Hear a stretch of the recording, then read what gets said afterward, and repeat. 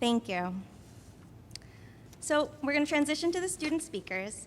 Our first student speaker, Keith Levesque, graduated from the Worcester Polytechnic Institute in 1998. In the 9 years before coming to HSDM, Keith developed medical products for W.L. Gore and Associates, the same company that makes Gore-Tex jackets. So it wasn't surprising to see Keith ride his bike to school through torrential downpour and yet arrive to class bone dry. In addition for his affection for waterproof apparel, Keith enjoys fishing, boating, and spending time with his wife and daughter. Keith is an outdoorsman who has hiked the entire perimeter of Iceland. He's an inventor on a patent application entitled MR Coil Modules. And this year, Keith will join his sister and father as a dentist at Levesque Family Dentistry in Nashua, New Hampshire, becoming the 9th dentist in his family. It is my pleasure to introduce to you Keith Levesque.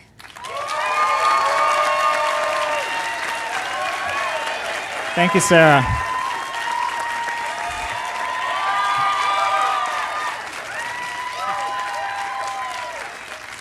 I would first like to begin by thanking my classmates for giving me the privilege of speaking on their behalf. I am both honored and humbled to be standing here.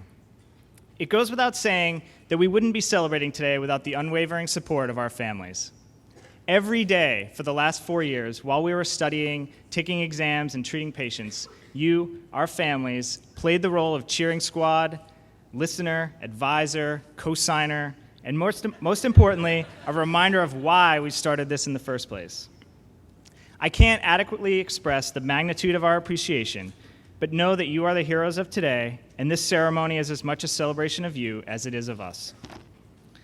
So today I graduate from the Harvard School of Dental Medicine, but after 4 years, I'm still pinching myself. I actually applied here because I thought it would be cool to get a rejection letter on Harvard letterhead. That's not a joke. Because let's face it, the Harvard name is almost mythically large, and if you were like me, you knew of it, but never knew anyone who actually went here. I imagined Harvard as it was portrayed in Hollywood, brilliant, snooty geniuses in tweed jackets, bombarded by endless exotic medical questions from cold and hard-nosed professors. Elite students engaged in a 4-year battle to overcome the toughest of academic obstacles, like the Navy SEALs of med school. But once here, I discovered, to my great amazement, that Harvard, like many things in life, is actually quite different than the Hollywood storyline. A shocking revelation, I know. At Harvard, we found a community of amazing, interesting people from all over the world, with depth and achievements far beyond just the classroom. And what of faculty? Instead of cold, hard-nosed professors, the ones who revel in student difficulty, we found them to be unbelievably supportive. In fact, I found my anatomy professors to be sweeter and more life-affirming than my kindergarten teachers. Sweet, life-affirming professors, no student-faculty battles for academic supremacy. It turns out that academic success does not require the battle-hardened fortitude of a Navy SEAL. The lesson here for me was in discovering that faculty members just really cared about us, and I never expected that. For those of you who aren't familiar with the dental school curriculum, we spend the first 2 years mixed amongst the medical school with the med students. Because our dental class had only 35 students, we really did enjoy the first 2 years with our med school friends. In fact, we had no idea that our last day of med school was going to result in the social split that ultimately transpired. Most of you I haven't seen since April 2009. So where have the last 2 years taken us dental students? Well, many of us had preconceived notions that our third and fourth years would be easy compared to our med school friends. No on-call, no life-threatening injuries, no getting pimped on rounds. For us, though, perhaps unlike rapid patient rotations in hospital, we, for better or worse, were tied to our patients for up to 2 years. We were their one and only dental provider, and we're fully responsible for their care.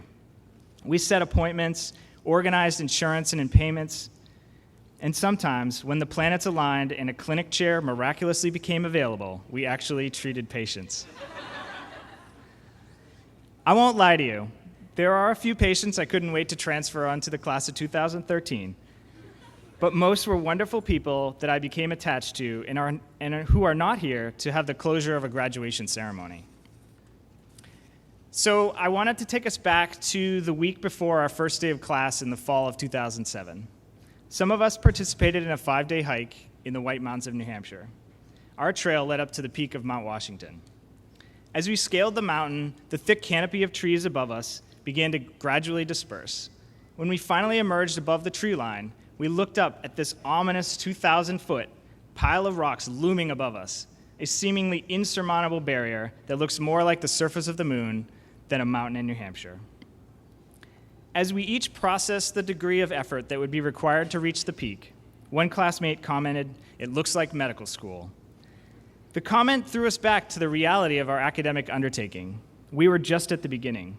Getting into Harvard was only the tree line of the mountain.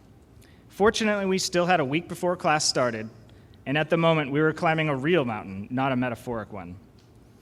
So we still had 2,000 more feet to go. But since most of our lives, we've built our lives on lofty goals and powerful drive, we rallied and pressed forward. After what seemed like an eternity, we began to reach the peak. Some of us so excited we ran up the last few steps.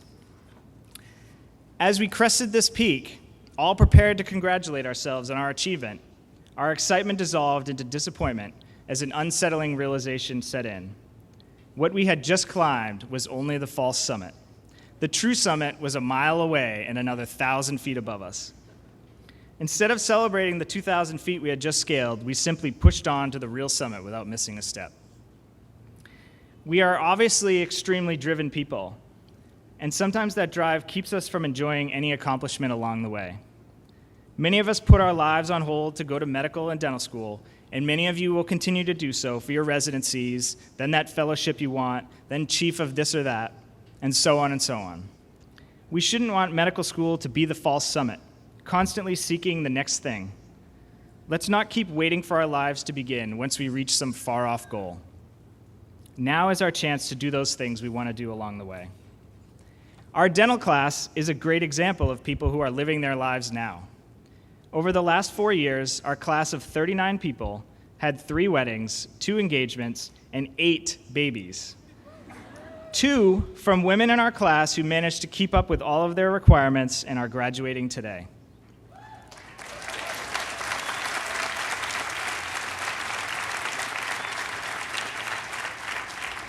Other classmates volunteered all over the world, earned degrees from business to public health, and ran marathons. Let's keep doing these things that define a whole life. The degrees we have earned today have a lot to do with our lives, but despite the fact they have taken so much time, they are only one small part of it. So celebrate today. You are graduating from the Harvard School of Dental Medicine or the Harvard Medical School. You worked really hard to get here and worked even harder while you were here. You are now a member of a very exclusive and prestigious club. No one can take that away from you, not even if you default on your student loans.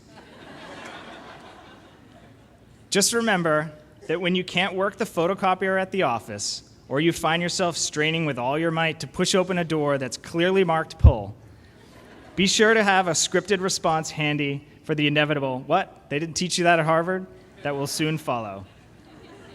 Congratulations to the class of 2011. Thank you.